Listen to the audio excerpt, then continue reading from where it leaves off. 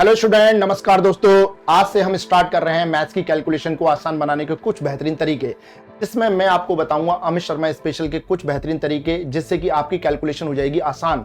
ये तरीके आपको डेली बेसिस पर मिलेंगे, अर्थात आप रेगुलर बेसिस पर इन शॉर्ट्स को देख करके अपनी कैलकुलेशन को आसान बना सकते हैं और आप लगातार कैलकुलेशन को आसान बनाने के तरीकों के टच में बने रह सकते हैं। तो आज से ये सीरीज हम स्टार्ट कर रहे हैं और ये शॉर्ट बेस्ड सीरीज रहेगी।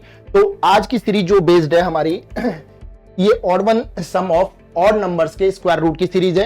जैसे ये क्वेश्चन आपको बेटा यहां दिख रहा होगा, इस स्क्वायर रूट में 1 + 3 + 5 + 7 + dot dot dot dot plus 49 149 तक है। यदि आप इसको सॉल्व करते हैं बेटा, तो या तो आप सम ऑफ ऑड नंबर्स का कॉन्सेप्ट यहां लगाएंगे, अदरवाइज आप फंस जाएंगे। जब भी कभी किसी पैटर्न पर सीरीज आती है बेटा, तो उसका सबसे बेहतरीन तरीका क्या होता है? सबसे बेहतरीन तरीका होता है कि आप उसे तोड़ दें। जैसे यदि मैं सीरीज को करूंगा, तो इस सीरीज को करने का सबसे बढ़िया तरीका यह है कि मैं इसे तोड़ना शुरू करूं। यदि मैं सीरीज को 2 टर्म तक ले जाऊं, हो सकता है मैं इस सीरीज को 3 टर्म तक ले जाऊं तो यहां तक जाएगी बेटा। यदि मैं सीरीज को 4 टर्म तक लेके जाऊंगा तो यहां तक जाएगी।